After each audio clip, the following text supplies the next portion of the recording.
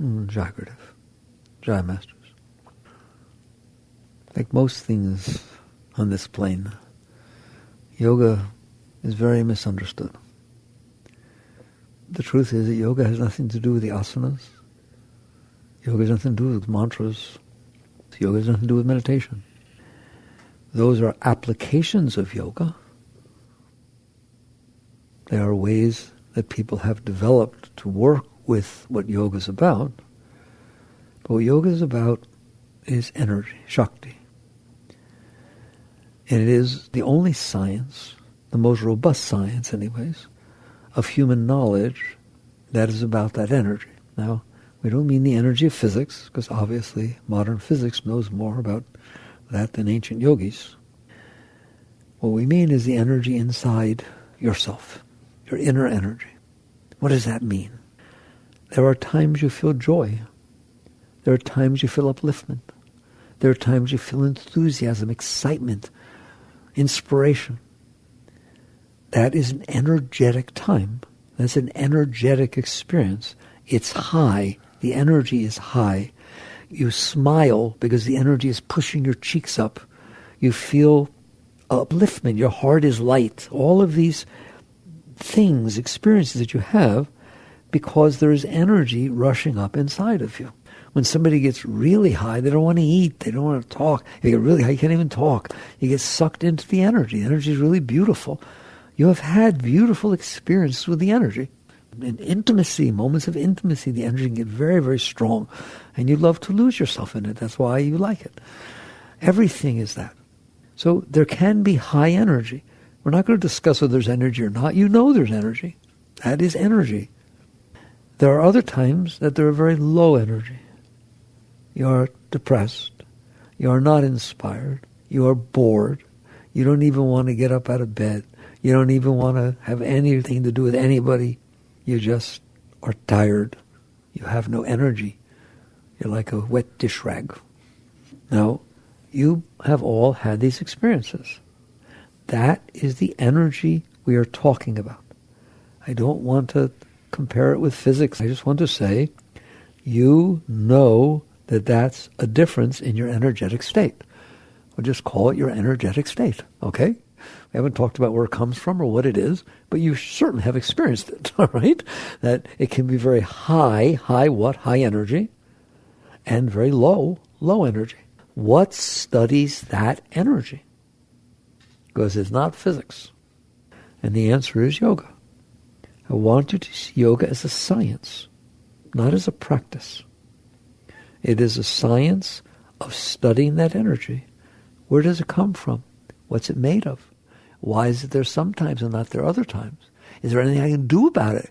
Because if I had my way, it'd stay high all the time. How about you? You'd be excited, enthused, and turned on, and I would never get low or tired out or whatever the heck it is. What is going on in there? What is the science of this energy? The yoga science starts thousands of years before Christ. The Upanishads, the ancient writings, they studied and talk about this energy. The Yoga Sutras of Patanjali, which is not that old but is very old, that's all he talks about, is how to work with that energy. What is that energy? I want you to see yoga as the science of the inner energy. So, first of all, why would yogis know about it, especially thousands of years ago? They didn't have instruments to measure it. Because they're in there. They live in there. So do you. You have the right to watch your energy and write a book about it, don't you? All right? You probably could write a book about it. You could write a book about my years in depression or my years of high, and you would describe what it was like living in there.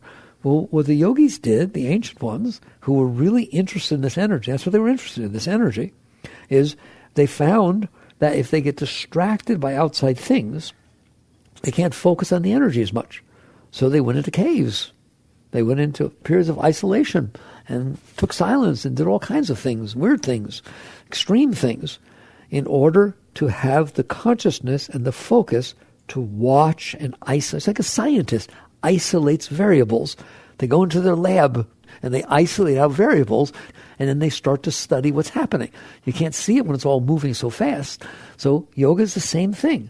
These masters, these ancient yogis, went into the caves and went into solitude, And they watched themselves. Buddha did the same thing. They watched inside instead of outside to see the changes in the energy. That's not enough. You can watch the energy, but you learn more, as much or more, when you watch how the outside world affects your energy. So that becomes part of the dynamic of yoga. There are branches of yoga. It's karma yoga. Your interaction with the outside world, how is affecting your energy. The Bhagavad Gita is all about this. It's all about the interaction of your inner being with the outside world and how it affects your inner state, how it affects your energy. So let's get down to it. What is it that you would find if you bothered looking? A lot of you found all by yourself. Nobody had to do anything. One, there is energy inside, but not always. Very good. We're to discuss that. Two, it seems as though that energy is affected by the outside. It seems as though when all of a sudden you get up Christmas morning and somebody bought you a brand new car that you were dying for, that even though you were tired and a little bit depressed, it changed, didn't it? We're being scientists now. Somehow this new car caused your energy to change. And all of a sudden you have all this enthusiasm, all of this energy. And somehow, if you go out there to drive it and it doesn't start, it loses the energy. That's fascinating. How can something outside of you cause this energetic change inside of you? You do agree it does, doesn't it? Somebody can be nice to you. You get all excited. You feel all the nice energy. You have words for it. You know, scientists talk about molecules becoming excited. Really, that's part of physics. Well, you get excited too, don't you? It's an energetic state. In your case, it's inside. You don't get excited when there's no energy, do you? No. So basically, the things happen outside, and you see that they change your inner state. Other things happen outside, they change your inner state. And so you see there's this connection between the outside and the inside. Before we talk about why and why it is that the outside can affect the inside, let's just stay solid. We know that it does. Do you understand those two facts? We're building our principles of science here. The two facts that we've said so far, which is there is energy in there and it is affected by the outside. You know that, don't you? You don't always think of it that way. Can I tell you that? If I stop right there, I've described your entire life and everything you will have for the rest of your life if you don't be careful. Why? I've had past experiences that have stimulated my energy, but that doesn't stay. Other things happen and goes. I want those again. How about you? So all of a sudden, my whole purpose of life has changed because I had an experience that lifted me. So now I want those experiences to happen again. And basically, more and more, I find myself in a situation of getting energy off of trying to make the thing happen that I think will give me energy. Was that too complicated? Right? These are ways that the energy changes. Isn't that amazing? So the thing hasn't even now happened outside, but because it happened before, and by the way, it didn't even have to happen to you. You could have watched it in a movie and seen somebody else get all excited and said, I want that. And now when it starts to happen, or you see the possibility of getting it, what happens to you? You get excited because you think it's going to make you excited. This is all very subtle stuff of what's affecting the energy flow. And the same thing with being down. If something happened to you that turned you off, we use the words. I love it. The 60s was full of these words, all right? What does it mean for someone to turn you off? They turned off the energy. It went down. Hey, that's a real downer. The lingo of the 60s was just full of this stuff because everybody was into the energy or into the inner state. So basically, when something happens to you that brings you down, now anything that reminds you of that, anything that either starts to be like that or you even think about it or something reminds you of it, you go down and you get all weird. You do get weird, don't you? You get weird if it turns you on, you get weird if it turns you off. So either way, it had this effect on your energy flow, and you are very, very attached to your energy flow. You are more addicted to the flow of that energy than drug addicts are to their drugs. That's what you live for. You tell me, I live to meet somebody. What if he turns you off? Well, I don't need to meet him. You do not live to meet somebody. You do not live to get married. I'm not telling you not to. I'm telling you, you don't. You're lying to yourself. You do not live to look young again. You do not live to go to Hawaii. You do not live to do these things. It's not true. You live for the Shakti. You live for the energy flow. But because you don't know a single thing about the energy flow, and no one will talk to you like this, you think I'm after the object itself. But you're not. If that object turned you off, you would not want it. It is because you think the object will turn you on. Period. That's why 50% of all marriages in the United States end up in divorce. Why? I thought it was going to work, but it didn't. They're perfectly normal. What does irreconcilable differences mean? He used to turn me on, now he doesn't. It's all about you liking the energy more than you like your husband or your wife or your kids or anything else, or your job. You got a great job. Yeah, but I'm just not excited about it anymore. Pay attention. If all of a sudden you went to work and they gave you a different chore to do and it turns you on, oh, I love my job. You do not love your job. You do not love your husband. You do not love your wife. You love love. You love the flow of the energy. If they were behaving in a way that made you not feel the love, you would not say, I love you at that moment. What you mean when you say, I love you, is I am experiencing love in your presence. Please listen. Otherwise, you waste your whole life chasing the wrong thing. You chase what you think will turn your energy on, and you try to avoid what you think will turn it off. That's what your mind does all day. It just tries to think, what do I want? What do I not? What do you think wants and not wants are? You think wants and not wants are holy? Wants and not wants are nothing. The lowest thing you can deal with is your wants and not wants. What you did is develop with your mind, which you use as an advisor. Perfectly, it's a very smart thing. You use it. You go to your mind, you say, figure out what will turn me on. And when it says, get a new job, then that's what you want. That's what you prefer. Right or wrong. If it says lose a few pounds, if it says whatever it is, I guarantee you, whatever it said, it thought that if it happened, it would give you energy. And at no time is it saying, go get what will turn you off. It'll tell you to avoid what turns you off. So your likes and dislikes are founded upon your mental image of what will give you energy and what will take your energy away. And if you will watch, I beg you, you will see that's all your mind's doing all day. Trying to think about how to be okay, how to get energy. That's why you're defensive and protective. If somebody says something that you think will take your energy away, they insult you, they challenge you, they criticize you, you don't want it to come in. I don't want this coming in me because it's going to take my energy away. No way. And you resist it. And that's called defensiveness.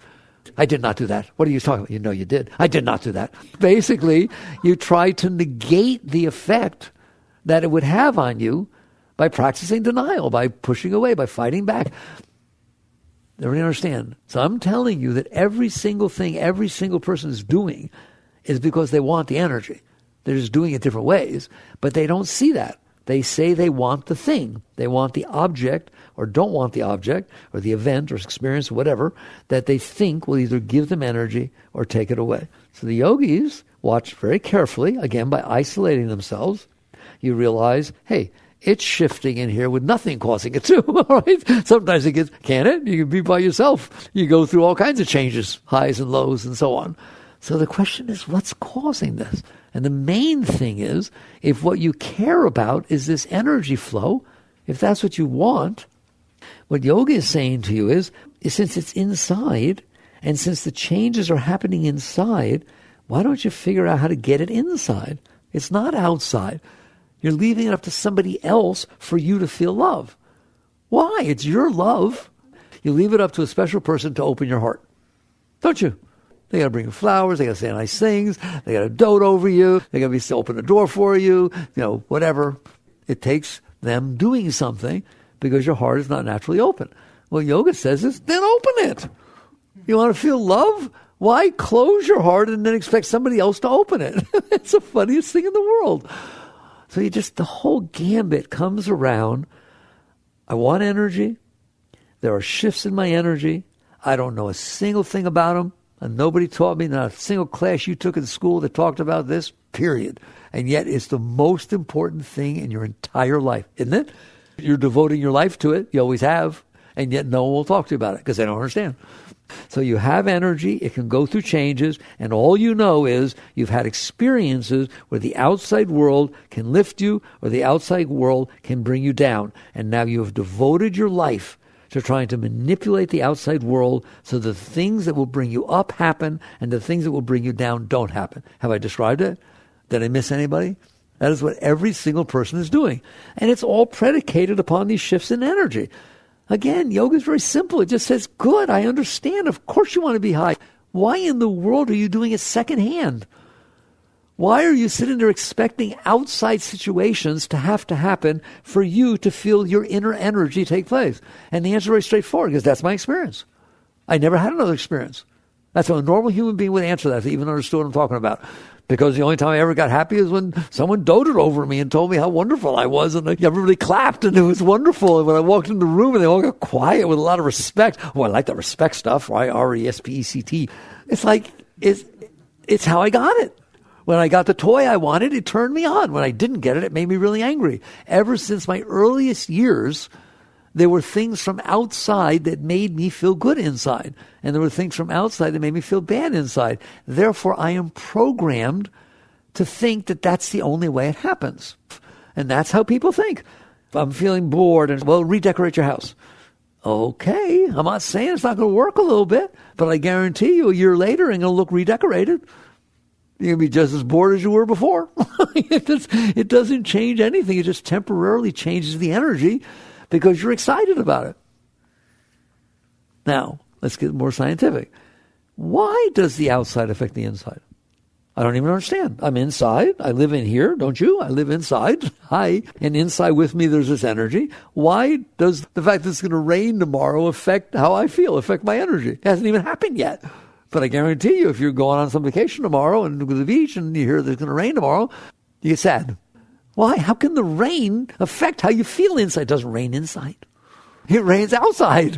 Why does the outside affect the inside? And what determines which way it will affect it? How's that for a scientific challenge? Why does it do it? And how come you get turned on when you hear it's going to rain and you get turned off when you hear it's going to rain? All right? Yoga understands that. It's very straightforward. You have had experiences in the past that raised your energy. Nobody says that getting what you wanted does not raise your energy. Nobody says that not getting what you wanted doesn't lower your energy, and getting what you don't want lowers your energy, and not having to get what you don't want is a relief and your energy feels better. Nobody's saying that's not true. Things have vibrations. They come in, you have different experiences. The problem is as follows. You don't let those experiences pass through. You hold on to them. If something bothers you, it's still in there. You know that. Okay, you didn't let it go. Somebody said something to you doing so much fun. You wait, next time you see that person, see how you feel. How about that? There's an example. You got a friend, you've been getting along really fine, everything's wonderful, and then all of a sudden they behave in a way that it was irritating or insulting or uncomfortable to you, and 3 days go by without seeing them. I want to see how you feel next time you see them. Because it's not going to be the same as you felt before they said that. And it took them 3 minutes, 2 minutes, 20 seconds to say it. Right or wrong? Okay. Now we're getting down to science.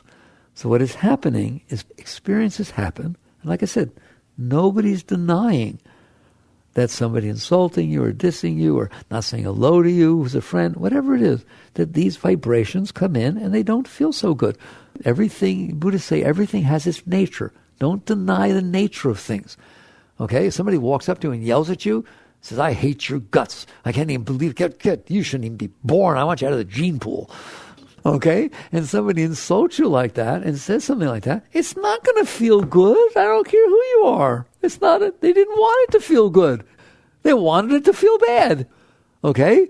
I told you, the perfect example is a rattlesnake curling up and rattling. That doesn't feel good. It wasn't meant to feel good. That rattlesnake don't want it feeling good. He wants you to be scared to death. That person sent off some heavy vibes. Those vibes came in there. It's okay. Yoga's not denying. Yep, there it is. That's not the problem. The problem is not that temporarily, while that person is expressing their garbage onto you, dumping onto you, that there isn't this feeling of discomfort. But when they stop, because they did stop, I mean, they didn't just stand there for 3 days. All right? They stood there for 30 seconds or whatever it was and dumped because they had a bad day. Who cares why they said it? Right? My favorite part is they do all that and they say, oh, are you George? Oh, I'm sorry. Excuse me. I guarantee you, even when you're not George, for those 30 seconds, it felt just as bad as if you were George. See? It had a vibration. Came in. The problem is not, and this is the most important thing I ever teach you, the problem is not that took place. Things take place. My God, the world's full of everything, isn't it? Everything takes place. Just like there's lots of weather, there's lots of people, and there's lots of events, and there's lots of circumstances, and not a thing you can do about it. If you happen to be standing in the part of the universe where somebody who's upset is standing, you're going to know something about it. That's all there is to it. So basically it comes in, you experience it. Yoga asks the question, not why does it feel bad? It feels bad. The question is when he stops talking and he goes his way and you take a breath, why does it still hurt? And then why does it hurt all day? And then why do you have to call up your friends and kind of, let's get together tonight. I'm not feeling really good because you want to get something to offset the energy. So now your whole behavior pattern is predicated upon the fact that you have this thing stuck inside of you. Can I use that word? Stuck inside of you? It is stuck inside of you, isn't it?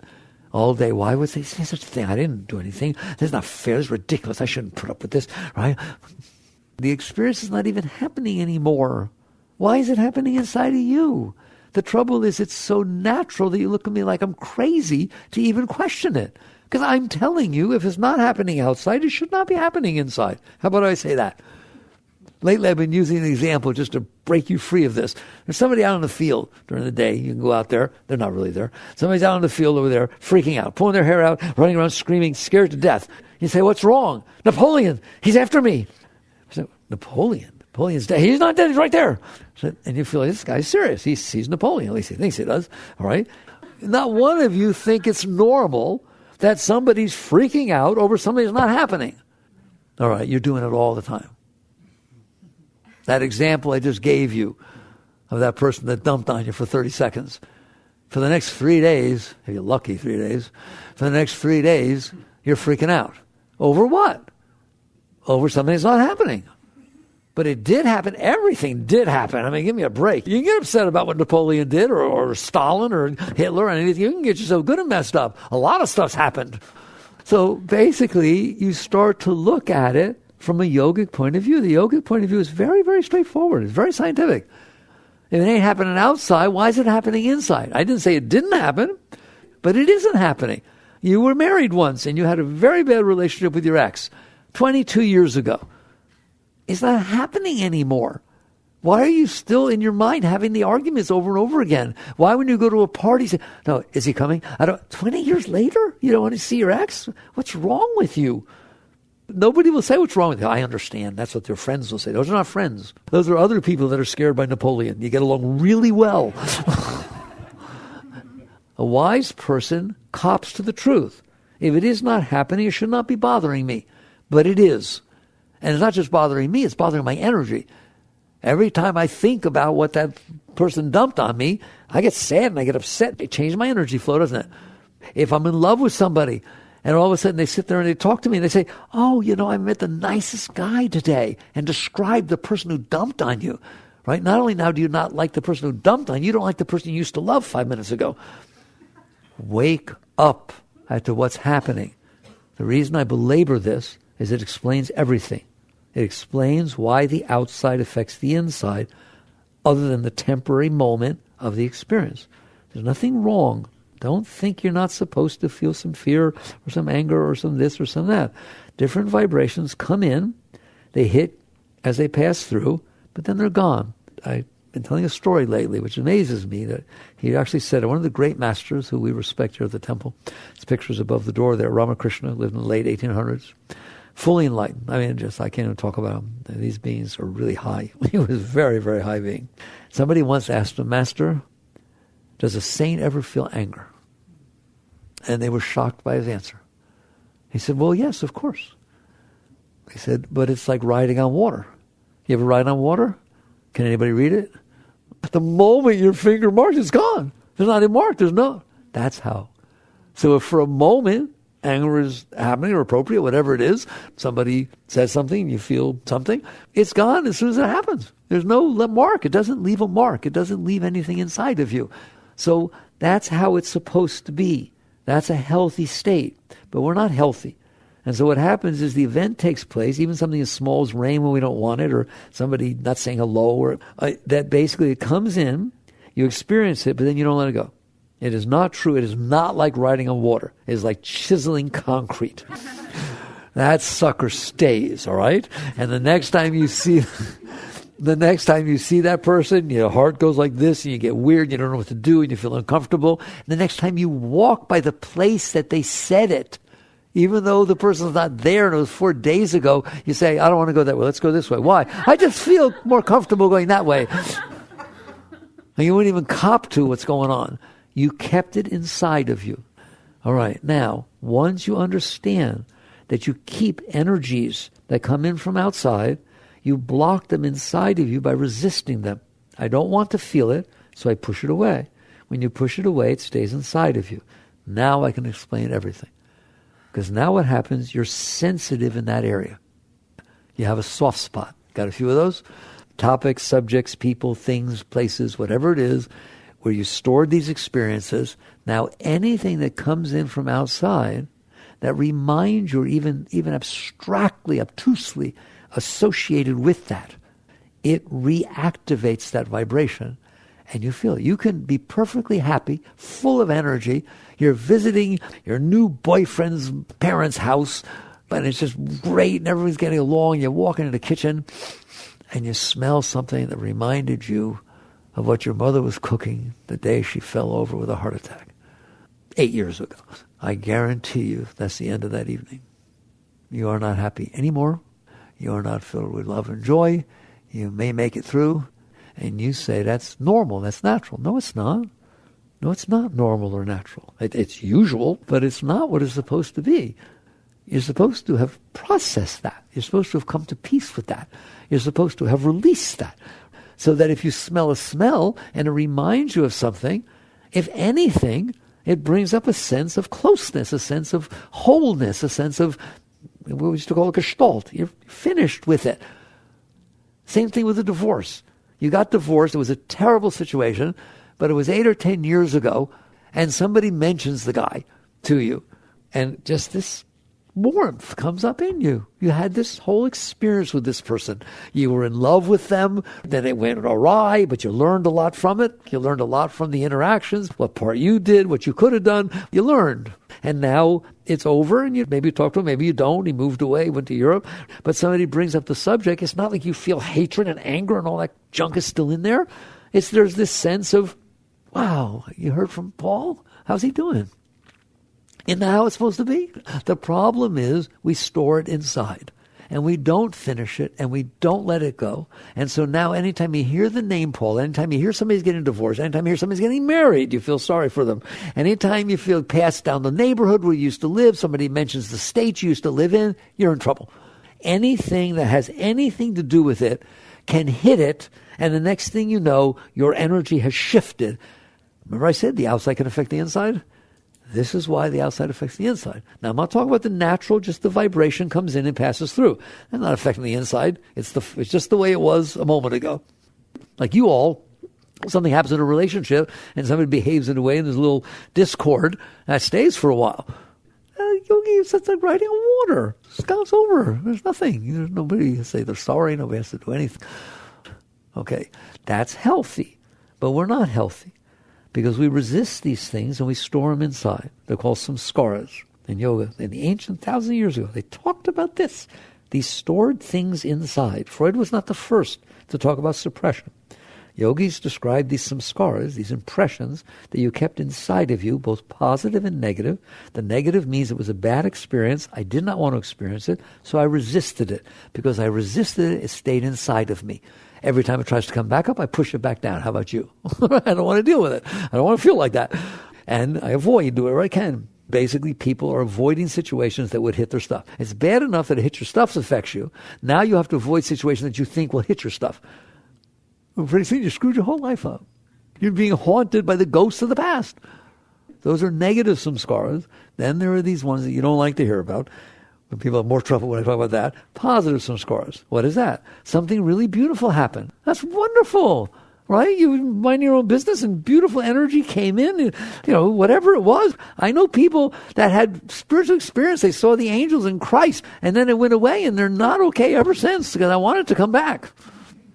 That's a positive samskara at the extreme. There are beautiful experiences where the energy gets freed and flows up inside. Okay?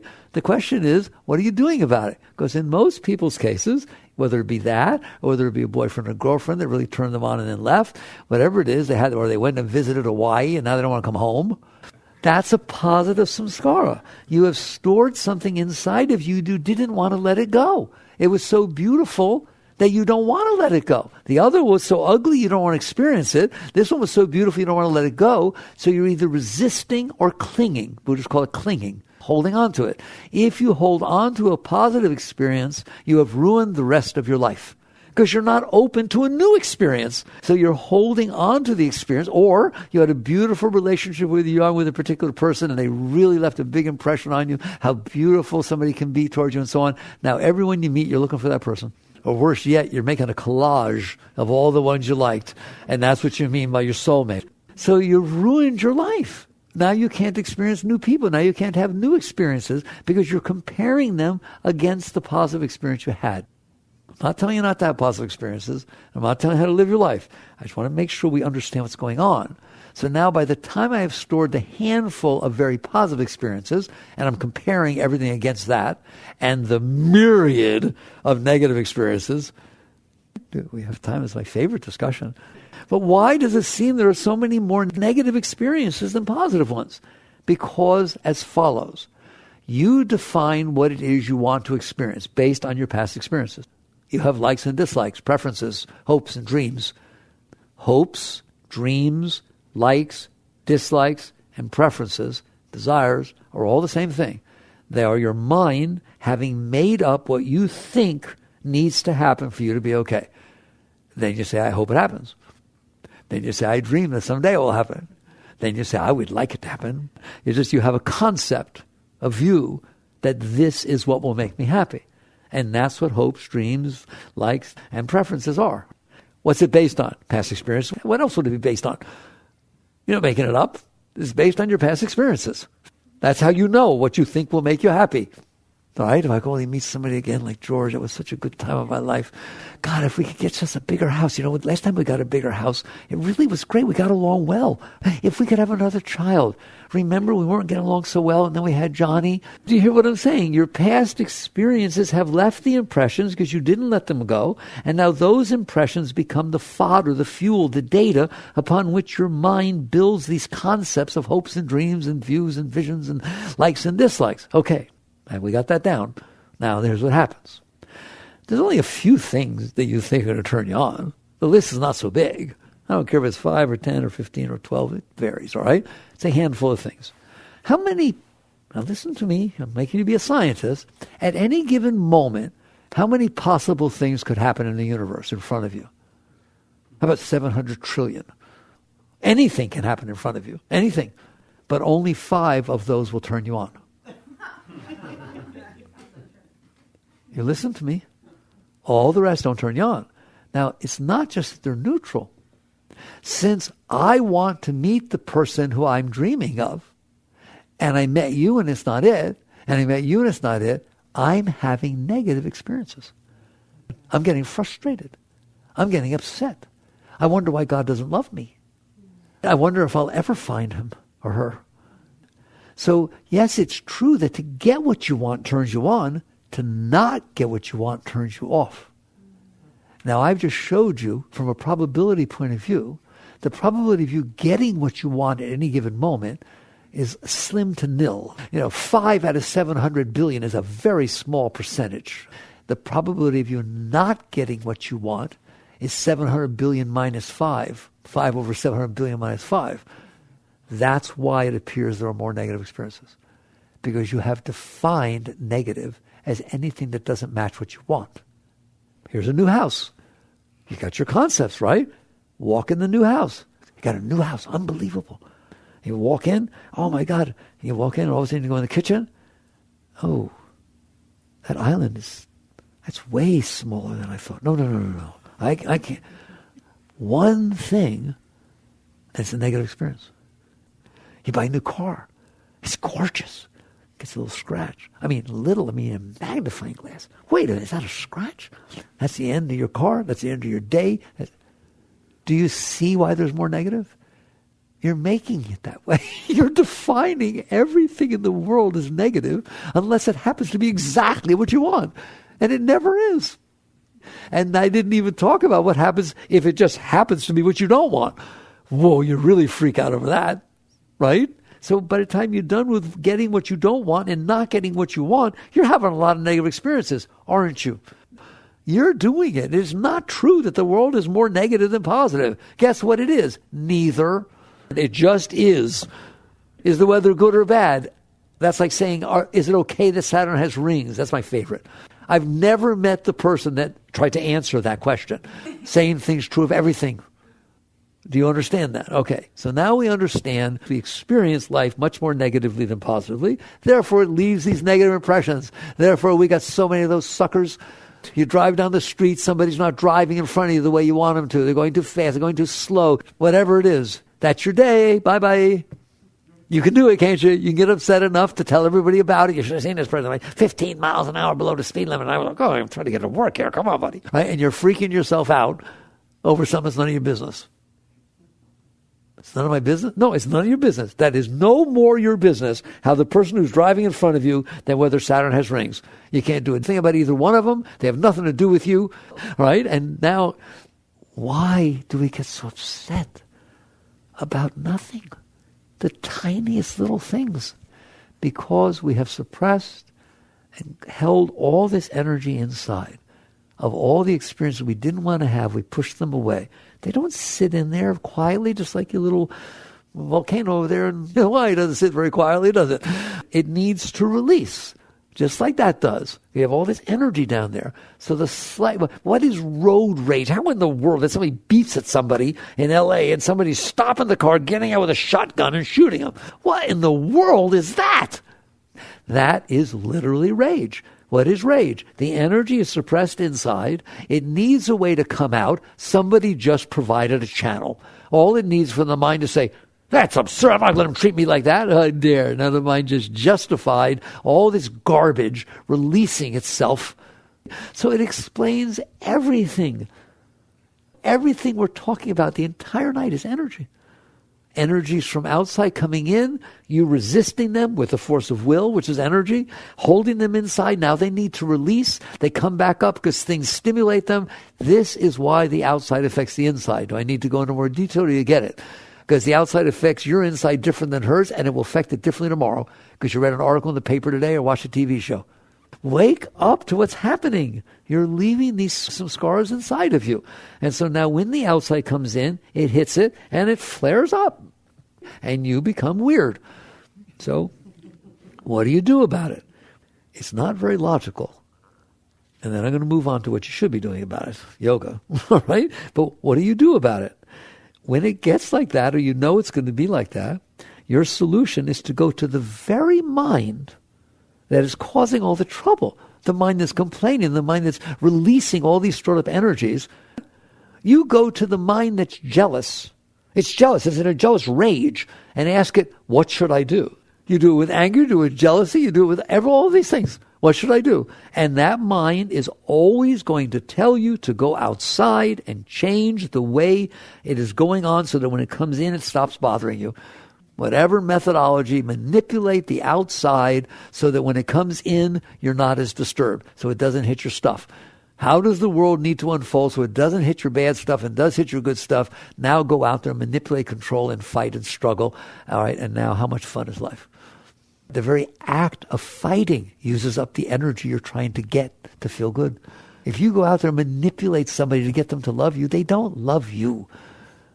They love the fake thing you put out there, and you know it. And so you still feel insecurity. You still feel the lack of deep love that somebody could really love you. So, all right. That way doesn't work. It does not work to waste your life serving this garbage that you stored inside so that the moments can happen, so they sometimes make you feel good, but not very often. And the rest of the time you're just struggling, and then you start worrying. What do people worry about? That it won't be the way I want, or it will be the way I don't want. Isn't that what you worry about? I worry that it won't be the way I want, or that it will be the way I don't want. All right. Now what does yoga say about all this? Yoga gets quiet, just says, whoa. The energy you want is inside. Right now you're saying, I can't feel the energy because I've blocked it with all this stuff I have stored inside. And the only way that I can feel it is if you, the rest of you guys out there, behave in a way that when it comes inside of me, it doesn't hit my bad stuff. Then the energy can flow. I mean, it makes me tired to even talk like that. And so instead, yoga says, let's not play that game. There's something blocking my energy flow. And it turns out it's this stuff you stored inside. That's something you're going to get to know if you meditate. You'll watch. When you push something away that you didn't like, it actually goes somewheres. Freud called it the subconscious. There's no subconscious. There's just the part of your mind that you don't want to experience, the part you're not willing to look at. So you push it down there. It is actually blocking your energy flow. That's one of the greatest things. If you don't understand it, I'll tell it to you. At least listen to me. Your energy is very subtle. It's not physical energy. It's deep inner energy. Spiritual, physical, psychic energy. Call it whatever you want. It's energy. When you push away these samskaras, they are actually in the field where that energy flows. So therefore you can't open up. Therefore I'm closed because I don't think anybody can love me because Johnny left me and this and that. But if somebody comes and treats me just right, all of a sudden there's this opening. That's because you're opening up the blockage. Won't stay open, but temporarily feel safe. You'll only open when you feel safe. And so it's conditional. And then you open and then the energy can flow. So you're feeling the beauty of the flow of the energy. But I'm telling you, it's not because of that person. It's because at this moment, that person is, you say, good chemistry. It's more physics. That person is interacting with your samskaric system, which is enormous. And somehow, for whatever reason, at this time, it's working. We mesh well. You're right, you mesh well. Don't worry, it won't last. That initial opening is going to stay there. The person's going to say something or do something, or you're going to read something, and you're not going to feel the same thing. Then the question becomes, can you maintain a relationship? All right? And you all say, relationships take a lot of work. Yeah, they take a lot of work because of what you're doing. You're trying to use them to fix yourself. Yoga says, fix yourself. There is only one way that you are going to be okay and get the energy you want, which is release those blockages. Do not let your energy flow be conditional upon what's happening outside. How do you do that? You just let the blockages go as they come up. This becomes, now you get down to technique. Yogis found out that certain asanas, putting your body in certain positions, help to release the energy. And it does. That's why it's so popular nowadays. They're not just doing it for exercise. They get up and people who knew nothing about it say, I want to go after my yoga class. I feel so peaceful afterwards. That's because those asanas and positions cause stretching where there's blockages and energy is released. And you're taught when you get into an asana where it is tension and tight, that it's a good thing and that you should relax your way into it. This act of relaxing and releasing is what you need to do to release these blockages. You should do the same thing. Anytime a blockage comes up, you should have reached the state of maturity to understand, I want it coming up. I want it coming up. I don't want it down there blocking my energy. I would rather not have the blockages and have my energy flowing all the time. Then if I get into a relationship, it's not about need. It's about I'm filled with love. You want some? I love sharing it. It's a wonderful experience. If I go to work, it's like, what do you want me to do? Here I am. I showed up. I'm so inspired and excited. Tell me what to do. Wouldn't that be fun? I guarantee you'll get the raise. You'll be the best employee anybody ever had. That enthusiasm, that excitement. You know what they teach models nowadays? It's not the makeup, it's not the eyes, it's the energy. It doesn't matter what your features are. Can you emanate that energy? And the answer is, if it's there, it's going to emanate itself. Yoga, in the end, is the science that understands that you have energy, why it flows sometimes and not others. Why do you get in moods? There are no moods. I can't believe you tolerate your moods. Forget somebody else's, right? But you tolerate your moods. The moods are all due to this. Just something happens and it shifts to some scar, and the next thing you know, you're edgy and you're this and that, right? And then all of a sudden, suddenly, I feel much better. Oh my God, I'm ready to take it on the world. What the heck's going on here? You have this stuff blocking your energy. So the deep teachings, when it's all said and done, the yogis saw all of this, and this is what they said. Get rid of that stuff. Get rid of that stuff. Instead of devoting your life to compensate for your blockages, devote your life to getting rid of your blockages. It's an entire different life. If anything hits my stuff, it's a wonderful day. I want it out. If it hits it, I'm letting it go. I don't have to go down there fishing for it. It'll come up by itself. But every single time it comes up, and I mean every single time, the driver in front of you, the fact that it rained, whatever it is, that these little things, start with the little things, are starting to irritate you, just realize this talk. Hey, I want my energy flow back. I want it to be so high all the time that I'm unconditionally intoxicated with it. I want it lifting me and raising me, and it ain't happening while this stuff's in there. I'm going to let it go. And what you do is you relax. That's how you let go. When it comes up, you relax. When it comes up, you relax. You keep relaxing every time, all day, while you're at work, everything. Somebody said to me, you mean if somebody's criticizing me, I'm supposed to relax right then? Of course you're supposed to relax. What, are you going to wait till you're freaked out and then relax later? No, just be there. They say to me, but I'm not conscious while that's happening. That's why you meditate. See, I told you, they're techniques. They're not yoga. Yoga is the science of the energy. It is the inner science of the energy. But then you have techniques for practicing what you learned. Meditation is practicing, transcending yourself, practicing watching these shifts that happen inside of you, and maybe practicing getting above them, whatever it is. The more you meditate, the more you do mantra, the more you do asanas, you're going to find out that you're there more and more. You know what I mean by there? Until eventually, you will never, ever leave your center. Never. Effortlessly. You will just find out that all day you're there. And you make every decision you want.